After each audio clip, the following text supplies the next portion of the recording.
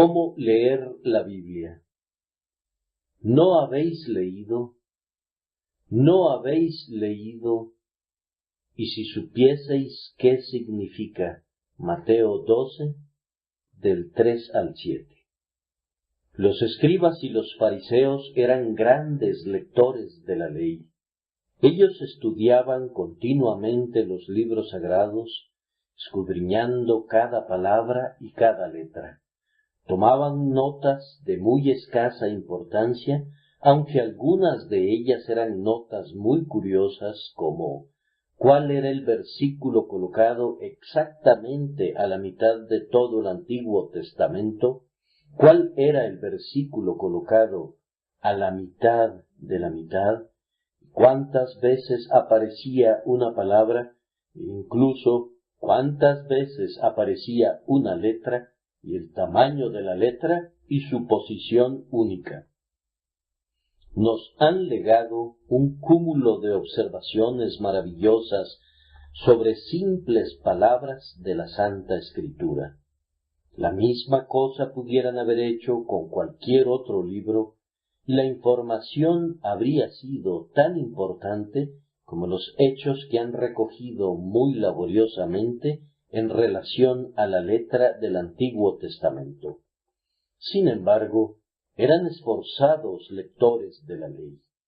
Ellos iniciaron una discusión con el Salvador sobre un asunto tocante a esta ley, pues la conocían como la palma de su mano y estaban preparados para usarla como un ave de rapiña usa sus garras para destrozar y despedazar. Los discípulos de nuestro Señor habían arrancado algunas espigas de trigo y las habían restregado con sus manos. De acuerdo a la interpretación de los fariseos, restregar una espiga de trigo es una especie de trilla, y como es prohibido trillar en el día de reposo, es por tanto prohibido restregar una espiga de trigo o dos cuando se está hambriento en la mañana del día de reposo. Ese era su argumento, y con él y con su propia versión de la ley del día de reposo, vinieron a ver al Salvador. El Salvador generalmente llevaba la guerra al campo enemigo e hizo lo mismo en esta ocasión. Se encontró con ellos en su propio terreno, diciéndoles: ¿No habéis leído? Una pregunta cortante para los escribas y fariseos, aunque aparentemente inocente. Era una pregunta razonable y apropiada que muy bien se podía hacer, pero piensen que se las estaba planteando a ellos. ¿No habéis leído? Leído, podrían haber respondido. Nosotros hemos leído ese libro muchísimas veces. Siempre lo estamos leyendo. Ningún pasaje se escapa a nuestro ojo crítico. Sin embargo, nuestro Señor vuelve a hacerles la pregunta una segunda vez: ¿no habéis leído? Como si después de todo no la hubieran leído, aunque eran los más grandes lectores de la ley en su tiempo. Él insinúa que ellos no han leído del todo, y luego Él les da incidentalmente la razón del por qué les había preguntado si la habían leído. Él dice: si supieseis qué significa, que era tanto como decir: ustedes no han leído porque no han entendido. Sus ojos han visto las palabras, y han contado las letras, y han identificado la posición de cada versículo y de cada palabra, y han dicho sabias cosas acerca de cada uno de los libros, y, sin embargo, ustedes ni siquiera son lectores del volumen sagrado, pues no han adquirido el verdadero arte de la lectura. Ustedes no entienden, y por lo tanto, ustedes no leen verdaderamente. Ustedes simplemente pasan las páginas de la palabra y las contemplan. No la han leído, pues no la entienden. Ese es el tema de este sermón, o por lo menos su primer punto. Para una verdadera lectura de las Escrituras, debemos entenderlas. Creo que no necesito iniciar estos comentarios diciendo que debemos leer las Escrituras. Ustedes saben cuán necesario es que nos alimentemos con la verdad de la Santa Escritura. ¿Acaso necesito preguntarles si leen la Biblia? Me temo que esta es una época en la cual se leen revistas, periódicos, pero no se lee la Biblia como se debería leer. En los tiempos de los puritanos, los hombres contaban con un escaso suministro de otro tipo de literatura, pero ellos encontraron una biblioteca completa en ese único libro, la Biblia. ¿Y cómo leían la Biblia? ¿Cuán poco de la Escritura hay en los sermones modernos comparados con los sermones de esos maestros de la teología, los puritanos? Casi cada frase que ellos dicen parece arrojar luces desde diferentes ángulos sobre el texto de la Escritura. No sólo sobre el texto acerca del cual estaban predicando, sino muchos otros versículos son contemplados bajo una nueva luz en el desarrollo del sermón. Ellos introducen luces entremezcladas procedentes de otros versículos que son paralelos o casi paralelos al texto predicado, y de esta manera educan a sus lectores para comparar lo espiritual con lo espiritual. Yo le pido a Dios que nosotros, los ministros, nos acerquemos más al grandioso libro antiguo. Seríamos predicadores capaces de instruir, si así lo hiciéramos, sin importar si somos ignorantes del pensamiento moderno o no estamos al tanto de los tiempos. Les garantizo que estaríamos muchas leguas de distancia por delante de nuestro tiempo si nos mantuviéramos muy cerca de la palabra de Dios. Y en cuanto a ustedes, hermanos y hermanas míos, que no tienen que predicar, el mejor alimento para ustedes es la propia palabra de Dios. Los sermones y los libros están muy bien, pero los ríos que recorren una gran distancia sobre la tierra gradualmente recogen algo de basura del suelo sobre el que fluyen y pierden la frescura que los acompañaba al salir del manantial.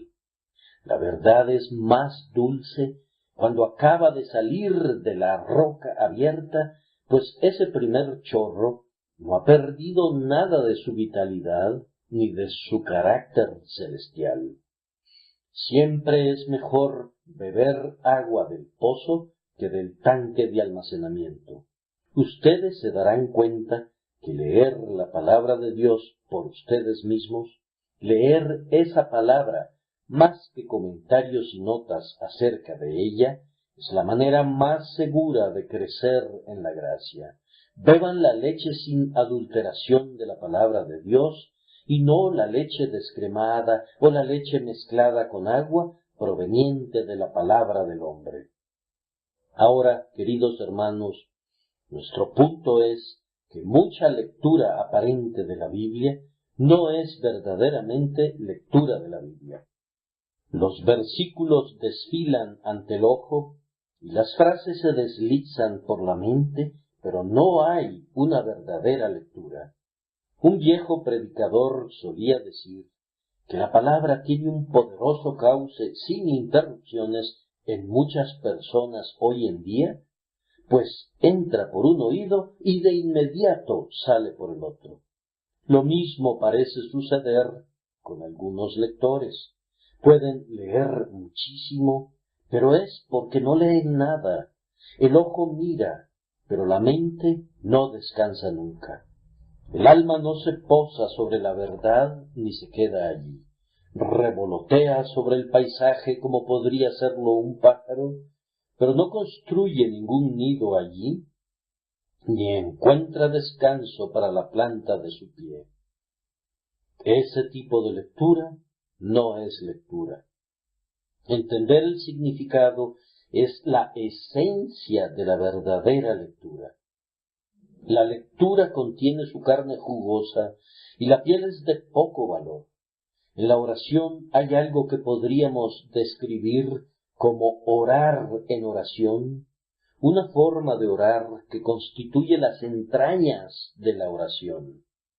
De la misma manera, en la alabanza hay un alabar en el canto, un fuego interno de intensa devoción que constituye la vida del aleluya. También con el ayuno. Hay un ayuno que no es ayuno, y hay un ayuno interior, un ayuno del alma que es el alma del ayuno. Lo mismo sucede con la lectura de las Escrituras.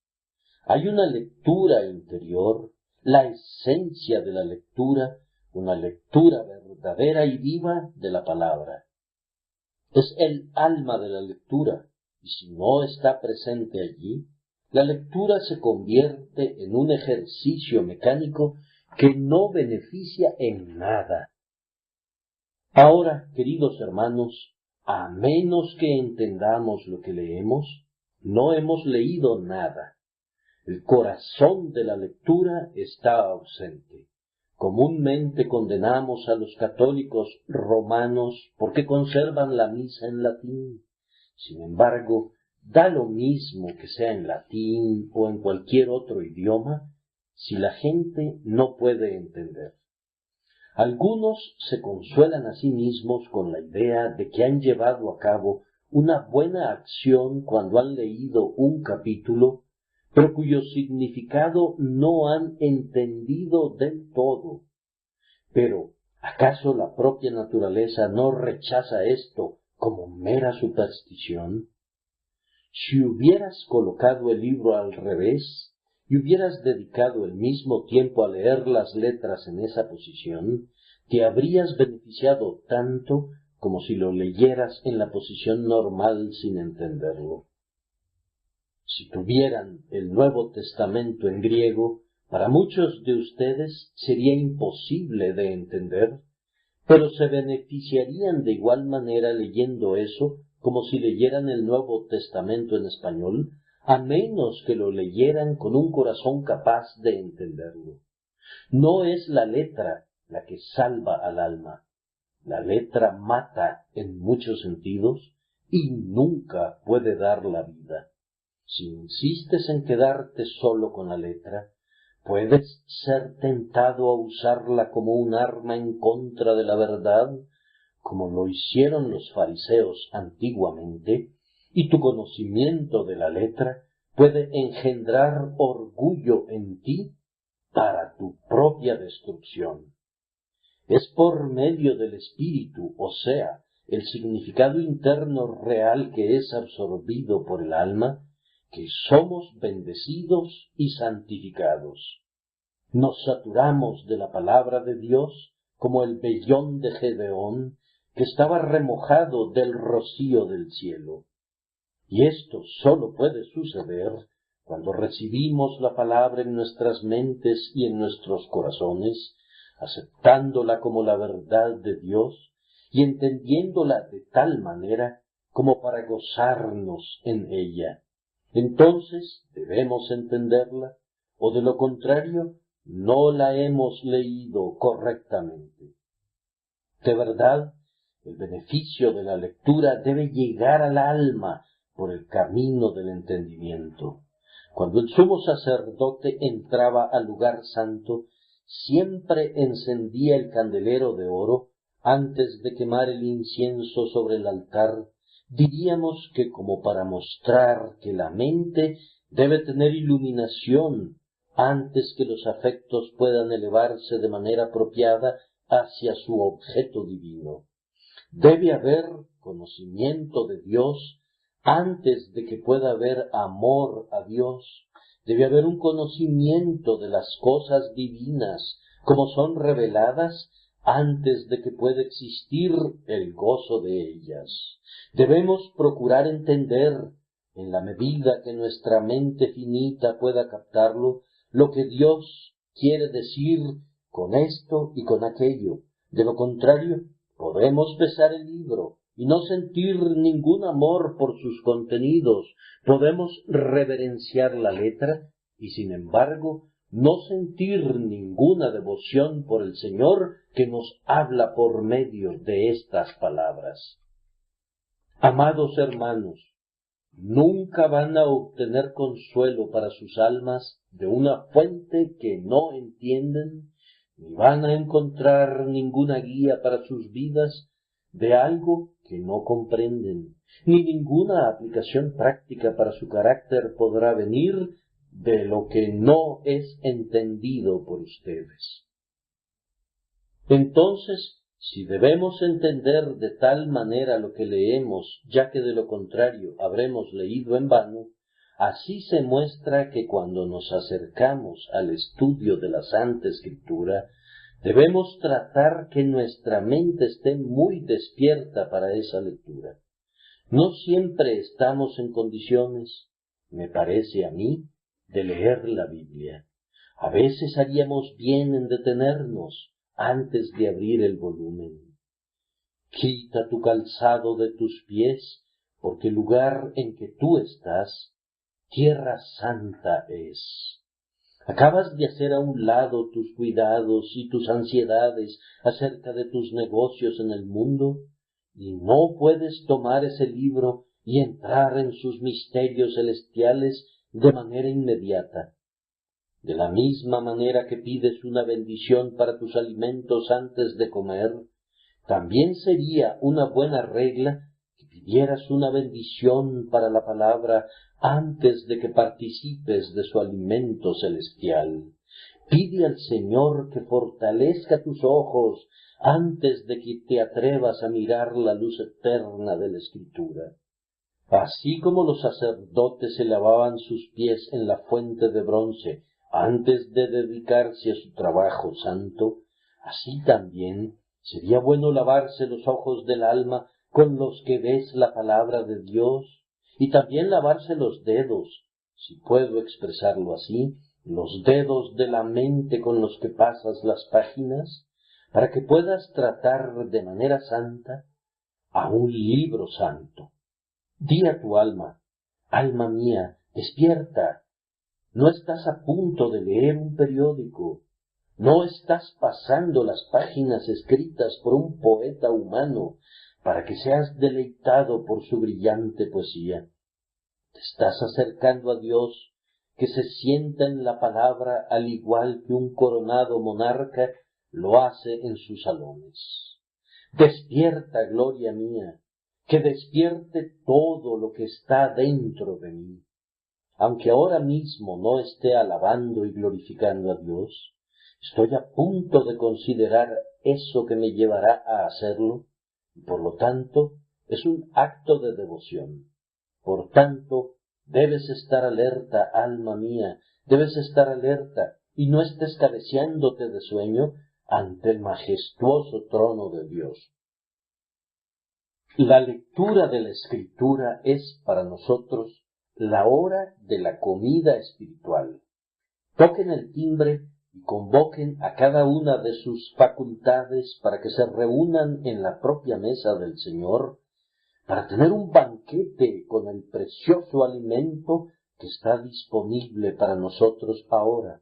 O, más bien, toquen la campana de la iglesia llamando a la adoración, pues el estudio de la Santa Escritura debe ser algo tan solemne como cuando entonamos un salmo en el día del Señor en los atrios de la casa del Señor.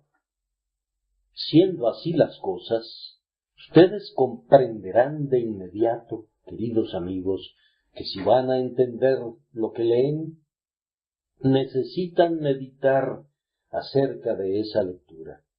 Algunos pasajes de la Escritura son muy claros para nosotros. Benditas aguas poco profundas por las que las ovejas pueden atravesar.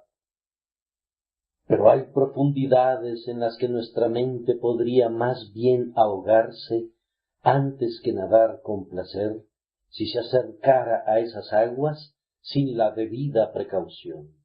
Hay textos en la Escritura que están hechos y construidos a propósito para hacernos pensar. Nuestro Padre Celestial utiliza estos medios, entre otros, para educarnos para el cielo, haciéndonos analizar el camino hacia los misterios celestiales.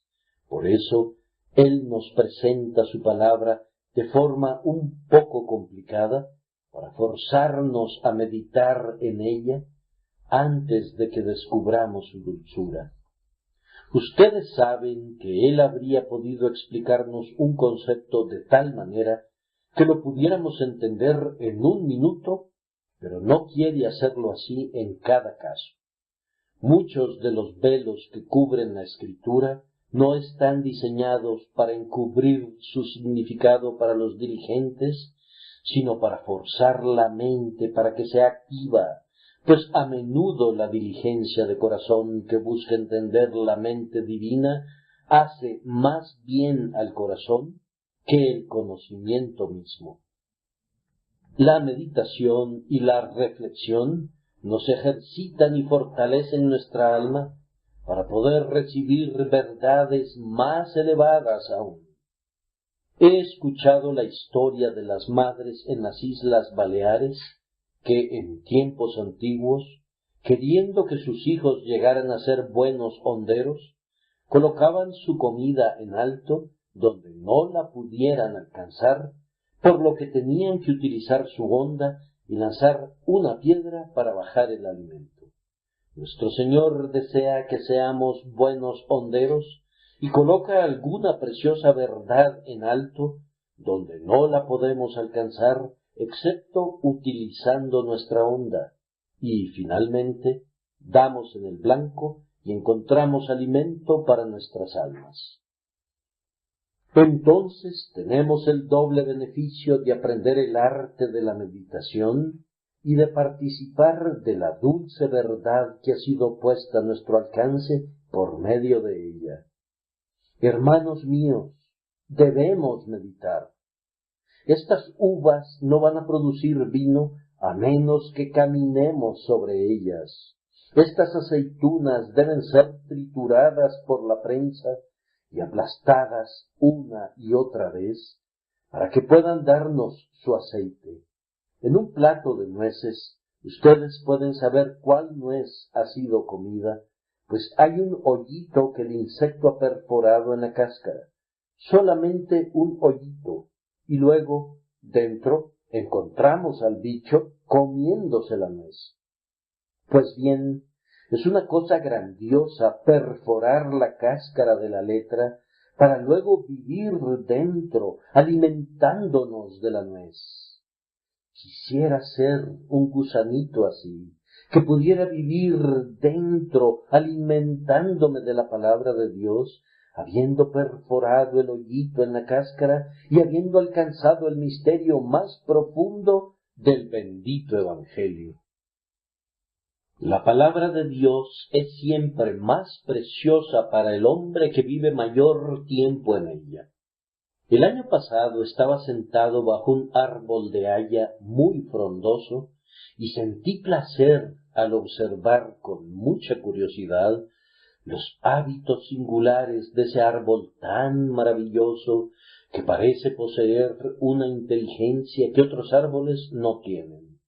Me sorprendía y me maravillaba la haya, pero luego pensé, yo no valoro tanto a esta haya como aquella ardilla. La veo brincar de rama en rama y estoy seguro de que la ardilla valora grandemente a esa vieja haya porque tiene su hogar en un hoyo en algún lugar del árbol y estas ramas son su abrigo y la fruta que produce el árbol es su alimento. La ardilla vive en el árbol, es su mundo, es el lugar donde juega, es su granero, es su hogar. Ciertamente, el árbol es todo para la ardilla, en cambio para mí no lo es, pues yo tengo mi descanso y mi alimento en otro lado. Deberíamos ser como ardillas en relación a la palabra de Dios, vivir en ella y vivir en ella. Ejercitemos nuestras mentes saltando en ella de rama en rama, encontrando nuestro alimento y nuestro descanso en ella y haciendo de ella nuestro todo en todo. Nosotros seremos los que más nos beneficiaremos de ella si la convertimos en nuestro alimento, nuestra medicina, nuestro tesoro, nuestra armadura, nuestro descanso, nuestra delicia. Que el Espíritu Santo nos lleve a hacer esto y que haga que la palabra sea muy preciosa para nuestras almas.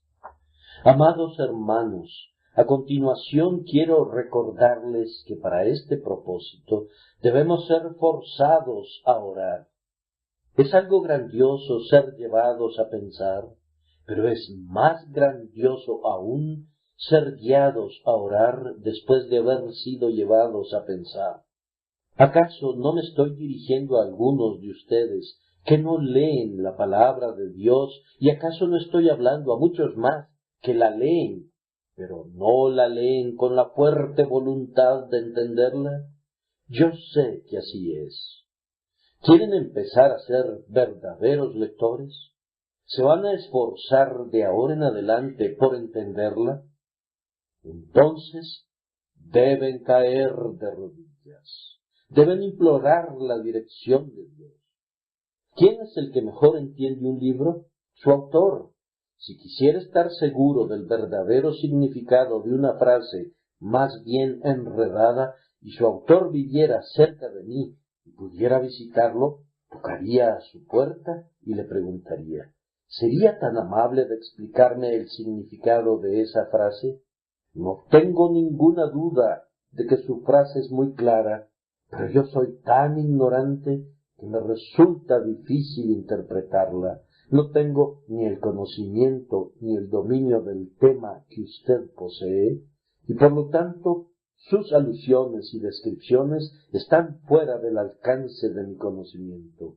Para usted no es difícil, y es más bien un lugar común, pero es muy difícil para mí. ¿Sería tan amable de explicarme su significado? Un hombre de bien sería feliz de ser tratado así y no tendría problemas en descubrir al lector honesto lo que quiso decir.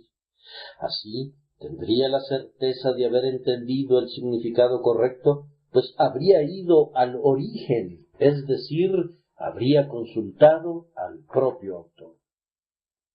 Entonces, amados hermanos, el Espíritu Santo está con nosotros, y cuando tomamos su libro y necesitamos saber lo que quiere decir, debemos pedirle al Espíritu Santo que nos revele su significado.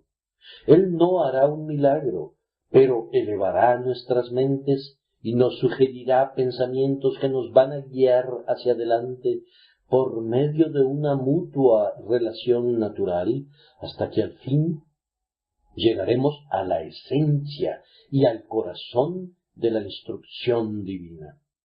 Busquen de verdad la guía del Espíritu Santo, pues si el alma verdadera de la lectura es el entendimiento de lo que leemos, entonces debemos implorar al Espíritu Santo que descubra los secretos misterios de la palabra inspirada. Si pedimos que el Espíritu Santo nos guíe y nos enseñe, se entiende, queridos amigos, que estaremos preparados para usar todos los medios y ayudas disponibles para entender la Escritura. Cuando Felipe le preguntó al eunuco etíope si podía entender la profecía de Isaías, él respondió, ¿y cómo podré si alguno no me enseñare? Entonces Felipe subió y se sentó con él y le explicó la palabra del Señor. Algunas personas pretenden ser enseñadas por el Espíritu de Dios y rehúsan recibir ninguna instrucción ni de libros ni de persona alguna. Esto no honra al Espíritu de Dios. Es una falta de respeto hacia Él, pues Él da a algunos de sus siervos más luz que a otros. Es claro que lo hace así. quienes a su vez tienen la obligación de dar esa luz a otros y usarla para el bien de la Iglesia. Pero si la otra parte de la Iglesia rehúsa recibir esa luz, ¿con qué objeto entonces dio el Espíritu de Dios esa luz? Esto implicaría que hay un error en algún punto en la economía de los dones y las gracias administrada por el Espíritu Santo. Eso no puede ser. El Señor Jesucristo quiere dar más conocimiento de su palabra y más profundidad de visión a unos de sus siervos más que a otros, y a nosotros nos corresponde aceptar gozosamente el conocimiento que Él da de la manera que Él elija darlo. Sería muy perverso de parte nuestra decir: no aceptaremos el tesoro celestial que está contenido en vasos de barro.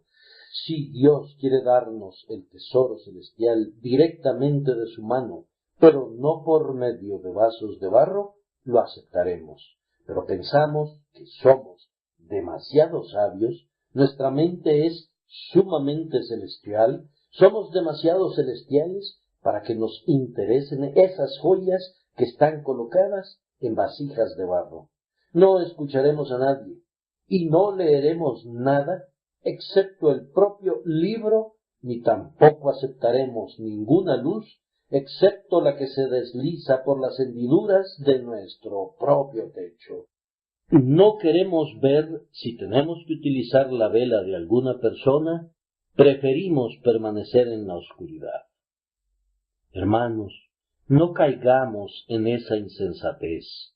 Si la luz viene de Dios, aunque la traiga un niño, la aceptaremos con gozo. Si cualquiera de sus siervos, ya sea Pablo o Apolo o Cefas, ha recibido luz que viene de él, he aquí, todo es vuestro, y vosotros de Cristo, y Cristo de Dios. Por tanto, aceptemos la luz que Dios ha encendido, y pidamos la gracia para hacer brillar esa luz sobre la palabra, de tal forma que cuando la leamos, podamos entenderla. No deseo decir nada más sobre esto, pero me gustaría recalcar esto para algunos de ustedes. Ustedes tienen la Biblia en su casa, yo sé. ¿No les gustaría estar sin la Biblia? Pues podría pensarse que son paganos si no tuvieran la Biblia. Tienen la Biblia muy bien encuadernada y son volúmenes que se ven preciosos. No se ven muy usadas, no han sido leídas y no es muy probable que sean leídas, pues sólo se sacan el día domingo para que les dé el aire y permanecen en el guardarropa junto con el pañuelo del traje todo el resto de la semana. Ustedes no leen la palabra, no la escudriñan, ¿y cómo esperan recibir la bendición divina? Si el oro del cielo no es digno de ser buscado, difícilmente va a ser encontrado por ustedes. Muy a menudo les he repetido que el acto de escudriñar las Escrituras no es el camino de la salvación. El Señor ha dicho: cree en el Señor Jesucristo y serás salvo.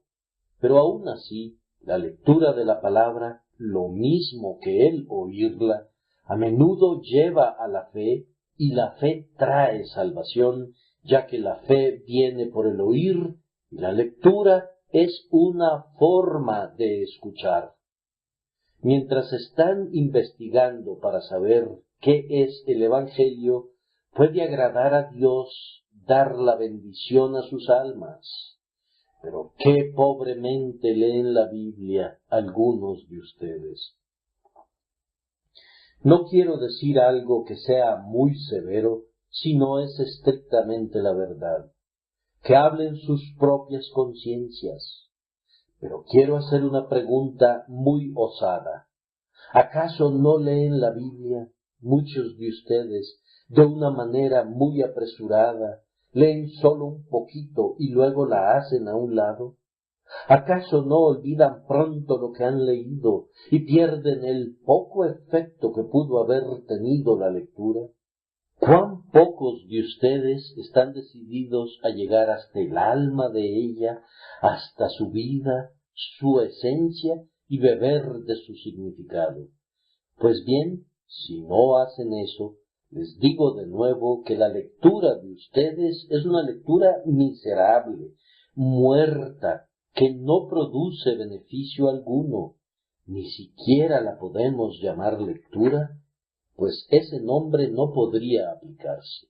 Que el Espíritu bendito les dé el arrepentimiento en lo tocante a este tema. Ahora, en segundo lugar, y de manera muy breve, observemos que en la lectura debemos buscar la enseñanza espiritual de la palabra. Creo que eso está contenido en mi texto, porque nuestro Señor dice, ¿no habéis leído? Y luego, nuevamente, ¿no habéis leído?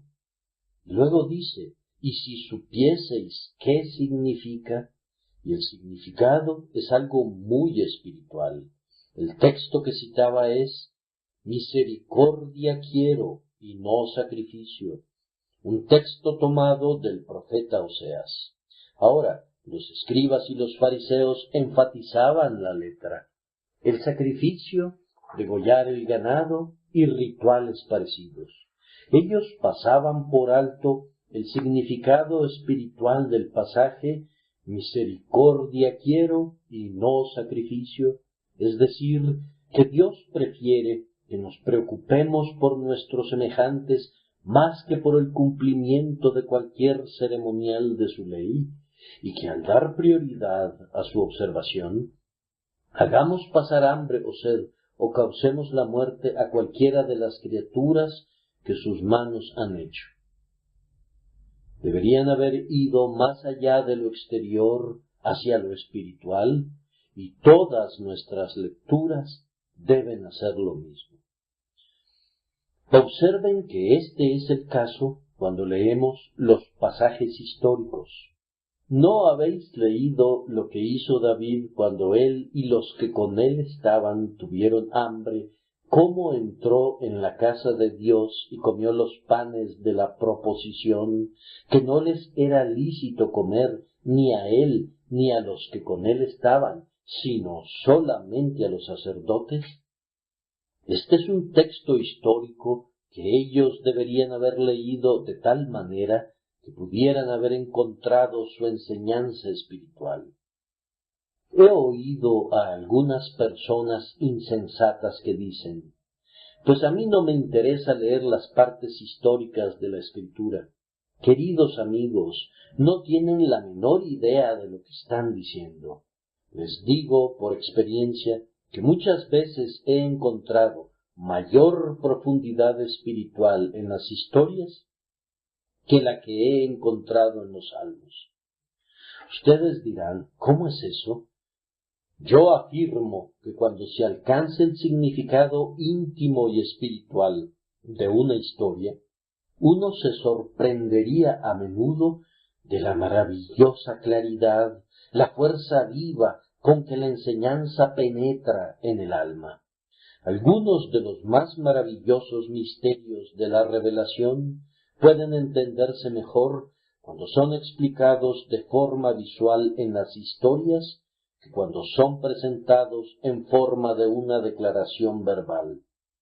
Cuando tenemos una definición que explica una ilustración, la ilustración expande y da vida a la definición.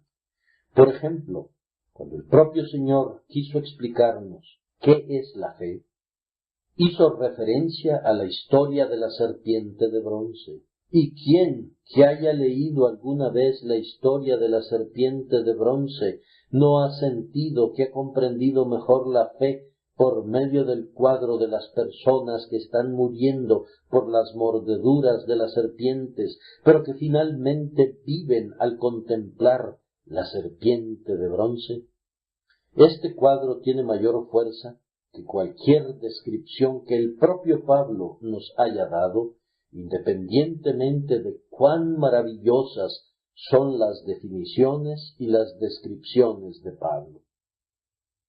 Les suplico que nunca desprecien las porciones históricas de la palabra de Dios, sino que cuando no puedan derivar ningún bien de ellas, digan: esto se debe a mi cabeza dura y a mi corazón lento.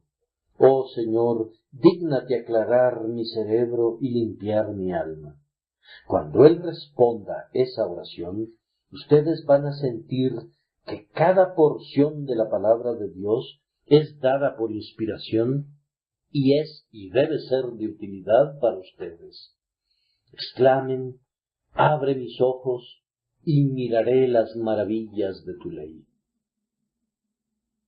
Lo mismo es exactamente válido en lo relativo a todos los preceptos ceremoniales, porque el Salvador continúa diciendo: ¿o no habéis leído en la ley cómo en el día de reposo los sacerdotes en el templo profanan el día de reposo y son sin culpa? No hay ni un solo precepto de la antigua ley que no tenga un sentido y un significado profundos. Por lo tanto, no evitemos la lectura del libro de Levítico ni digamos: yo no puedo leer estos capítulos de los libros de Éxodo ni de Números. Tienen que ver con las tribus y con sus estandartes, con las diversas etapas en el desierto y los correspondientes altos en la marcha, el tabernáculo y todo lo que contiene, o acerca de corchetes de oro y vasos de oro y tablas y basas y piedras preciosas y azul y púrpura y lino fino. No, pero hay que buscar su significado íntimo. Escudriñen de manera exhaustiva, pues al igual que con el tesoro de un rey, lo más precioso es lo más protegido y difícil de encontrar. Lo mismo sucede con las Santas Escrituras. ¿Han ido alguna vez a la biblioteca del Museo Británico? Hay muchos libros de referencia allí que el lector puede tomar cuando quiera. Hay otros libros para los que se necesita llenar una tarjeta y uno no puede tomarlos si no la ha llenado previamente. Pero hay allí un grupo selecto de libros que no podrán verse si no se obtiene una orden especial, y esto sólo después de quitar la llave de las puertas, de abrir cajones y ante la presencia de un vigilante que siempre está presente mientras se lleva a cabo la inspección del libro. Escasamente se te permite fijar tus ojos en el manuscrito por temor de que se borre una letra mientras se la está mirando. Es un tesoro tan precioso. No hay ninguna otra copia en todo el mundo y por lo tanto no es fácil su acceso. De la misma manera hay doctrinas de Dios selectas y preciosas que están encerradas en cajas que se llaman Levítico o el Cantar de los Cantares, y no puedes acercarte a ellos si no abres ciertas puertas, y el propio Espíritu Santo debe estar contigo, o de lo contrario, nunca vas a encontrar el tesoro precioso. Las verdades más elevadas están muy bien escondidas, como los tesoros reales de los príncipes. Por lo tanto, debes escudriñar cuando lees. No te quedes satisfecho cuando leas un precepto ceremonial hasta que no alcances su significado espiritual, pues esa es la verdadera lectura. No habrás leído mientras no hayas entendido el espíritu del tema. Lo mismo sucede con las expresiones doctrinales de la palabra de Dios. He observado con tristeza a algunas personas que son muy ortodoxas y que pueden repetir su credo con mucha fluidez, y sin embargo, el uso principal que dan a su ortodoxia es el de sentarse y observar detenidamente al predicador con el fin de encontrar un motivo de crítica en su contra. Ha pronunciado una sola frase que es considerada como un mínimo desvío del estándar. Este hombre no tiene sana doctrina. Ha dicho algunas cosas buenas, pero en el fondo está podrido, estoy seguro. Usó una expresión que no era categóricamente pura. Para estos queridos hermanos a los que me refiero, la predicación tiene que tener algo más que el ciclo del santuario. Algo menor ya no es suficiente. Su conocimiento es utilizado como un microscopio para hacer grandes las pequeñas diferencias.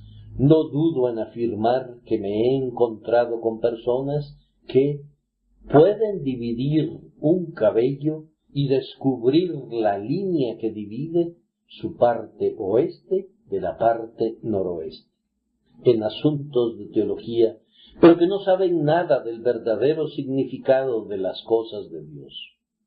Nunca las han bebido de tal manera que lleguen a sus almas, sino que sólo las han sorbido en sus bocas para luego escupirlas sobre otros.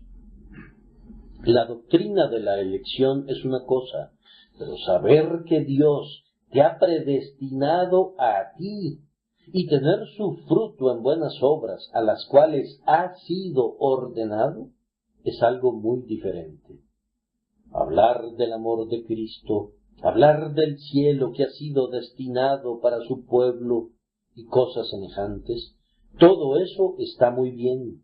Pero esto puede hacerse sin tener un conocimiento personal de esas cosas. Por tanto, queridos hermanos, nunca debemos estar satisfechos si sólo poseemos una doctrina sana, sino que debemos anhelar tenerla grabada en las tablas de nuestro corazón. Las doctrinas de la gracia son buenas, pero es mejor aún la gracia de las doctrinas. Busquen obtenerla y no estén contentos con la idea de que han sido instruidos hasta tanto no hayan entendido la doctrina de tal manera que hayan sentido su poder espiritual. Esto nos hace comprender que, para lograr esto, necesitamos sentir que Jesús está presente con nosotros siempre que leamos la palabra de Dios. Fíjense en ese versículo 5 que ahora quiero presentar a ustedes como parte de mi texto y que hasta ahora no había mencionado. ¿O no habéis leído en la ley cómo en el día de reposo los sacerdotes en el templo profanan el día de reposo y son sin culpa? Pues os digo que uno mayor que el templo está aquí. Ay, ellos tenían un alto concepto acerca de la letra de la palabra, pero desconocían que Él estaba allí, el Señor del día de reposo, el Señor del hombre y el Señor de todo. Oh, cuando hayan aprendido una doctrina o una ordenanza o cualquier cosa que sea externa en la palabra, pidan al Señor que los haga sentir que hay algo más grande que el libro impreso y algo mejor que la simple cáscara de esa doctrina. Hay una persona que es más grande que cualquier otra y a Él debemos clamar para que esté siempre con nosotros. Oh Cristo viviente, haz que esto sea una palabra viva para mí. Tu palabra es vida, pero no si el Espíritu Santo no está allí. Yo puedo conocer tu libro de principio a fin y repetirlo de memoria de Génesis a Apocalipsis, y sin embargo puede ser un libro muerto y yo un alma muerta. Pero, Señor, te pido que estés presente aquí. Entonces en el libro voy a mirar al Señor, en el precepto voy a verlo a Él que lo cumplió, en la ley voy a mirarlo a Él que la honró, en la amenaza voy a verlo a Él que la soportó por mí, y en la promesa lo miraré a Él que es el sí y el amén. Entonces veremos el libro de manera diferente. Él está aquí conmigo en mi habitación. No debo tomarlo con ligereza. Él se inclina sobre mí, señala con su dedo las líneas y puedo ver su mano traspasada. Voy a leer el libro como si estuviera en su presencia. Voy a leerlo sabiendo que Él es su sustancia, que Él es la prueba de este libro y también su escritor. Él es la suma de esta escritura y también su autor. Esa es la forma en que los verdaderos estudiantes se vuelven sabios. Podrán encontrar el alma de la escritura cuando puedan conservar a Cristo con ustedes mientras están leyendo.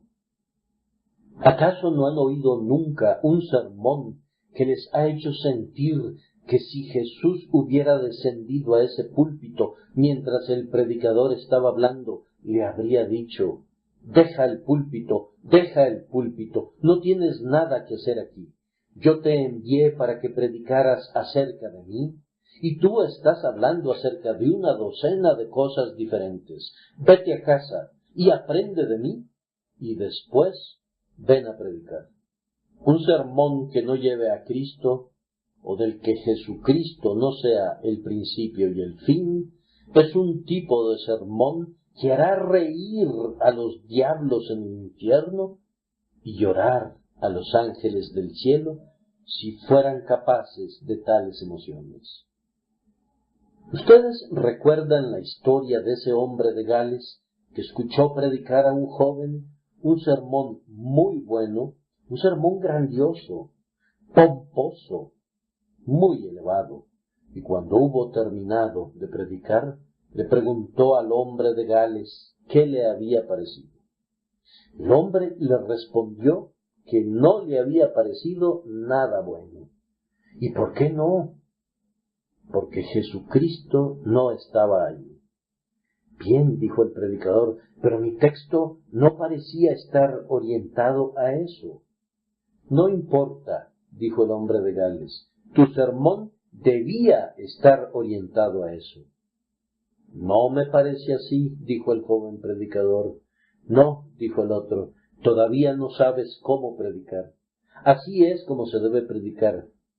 Desde cada pequeño pueblo de Inglaterra, sin importar dónde se encuentre, ciertamente hay un camino que lleva a Londres. Puede ser que no haya ningún camino hacia otros lugares, pero con toda certeza hay un camino a Londres. Ahora, desde cada texto de la Biblia hay un camino que conduce a Jesucristo y la forma de predicar es decir simplemente cómo puedo ir desde este texto hasta Jesucristo y luego predicar a lo largo de ese camino. Bien, pero, replicó el joven predicador, supongamos que encuentro un texto que no tiene un camino que conduce a Jesucristo. Yo he predicado durante 40 años, dijo el viejo predicador, y nunca me he encontrado con un texto así, pero si alguna vez me encontrara con uno, haría cualquier cosa, pero llegaría a él, pues nunca concluiría un sermón sin predicar a mi Señor. Tal vez ustedes piensan que he ido un poco lejos hoy, pero estoy persuadido de que no es el caso, pues tenemos el versículo 6, que trae al Señor de manera sumamente dulce, poniéndolo al frente de ustedes, lectores de la Biblia, para que no piensen en leer sin sentir que Él está aquí, el Dios y Señor de todo lo que ustedes están leyendo, y que hará que estas cosas sean preciosas para ustedes, si pueden verlo a Él en todas ellas. Si no pueden encontrar a Jesús en las Escrituras, no nos servirán de mucho, pues ¿qué fue lo que el propio Señor dijo? Escudriñad las Escrituras, porque a vosotros os parece que en ellas tenéis la vida eterna, y no queréis venir a mí para que tengáis vida. Por lo tanto, el ejercicio de escudriñar se convierte en nada. No encuentran ninguna vida y permanecen muertos en sus pecados. Esperemos que esto no ocurra con nosotros. Para concluir, una lectura de la Escritura de esta forma, que implica entender y penetrar en su significado espiritual y descubrir la persona divina que es el significado espiritual, es provechosa, pues el Señor dice: y si supieseis qué significa misericordia quiero y no sacrificio, no condenaríais a los inocentes. Si llegáramos a entender la palabra de Dios, nos evitaríamos muchísimos errores y, entre otras cosas buenas, no condenaríamos a los inocentes. No dispongo de mucho tiempo para hablar de estos beneficios, pero sólo diré, resumiendo, que la lectura diligente de la palabra de Dios, hecha con la firme intención de entender su significado, a menudo engendra la vida espiritual. Somos engendrados por la palabra de Dios. Es el instrumento de la regeneración. Por tanto, amen su Biblia. Manténganse cerca de su Biblia. Ustedes, pecadores que buscan, ustedes que están buscando al Señor, lo primero que deben hacer es creer en el Señor Jesucristo. Pero mientras aún están en tinieblas y en oscuridad, amen su Biblia y escudriñenla. Llévenla a la cama con ustedes. Cuando se despierten en la mañana, si aún es demasiado temprano para bajar y hacer ruidos que despierten a los demás, quédense arriba leyendo durante media hora. Digan: Señor, guíame a ese texto que será de bendición para mí. Ayúdame a comprender cómo puedo ser yo, un pobre pecador, reconciliado contigo. Recuerdo cómo, cuando yo estaba buscando al Señor, recurrí a mi Biblia y al libro de Baxter, llamado a los incrédulos, y al libro de Alain, Alarma, y al libro de Doddridge, Origen y Progreso, pues me decía a mí mismo: tengo miedo de perderme, pero quiero saber por qué. Temo que nunca voy a encontrar a Cristo, pero no será porque no lo haya buscado. Ese temor me perseguía constantemente, pero dije: lo voy a encontrar si es que puede ser encontrado. Voy a leer, voy a pensar. Nunca ha habido un alma que haya buscado sinceramente a Jesús en la palabra que no se haya encontrado pronto con la preciosa verdad que Cristo estaba disponible muy cerca y que no necesitaba ser buscado. Él estaba realmente allí, solo que ellos, pobres criaturas ciegas, estaban metidos en tal laberinto que no lo podían ver en ese momento. Aférrate a la Escritura. La Escritura no es Cristo, pero es la clave que te conducirá a Él. Sigue fielmente su guía. Cuando hayan recibido la regeneración y una nueva vida, sigan leyendo, porque les traerá consuelo. Verán más de lo que el Señor ha hecho por ustedes. Aprenderán que han sido redimidos, adoptados, salvados y santificados. La mitad de los errores del mundo se originan en la gente que no lee la Biblia. ¿Podría creer alguien que el Señor permitiría que uno de sus queridos hijos pereciera habiendo leído un texto como este: yo les doy vida eterna y no perecerán jamás, ni nadie las arrebatará de mi mano? Cuando leo eso, estoy seguro de la perseverancia final de los santos. Lean, pues, la palabra de Dios, y eso les traerá mucho consuelo. También les servirá de alimento. Es su alimento a la vez que su vida. Escudriñenla y se fortalecerán en el Señor y en el poder de su fuerza. también le servirá de guía.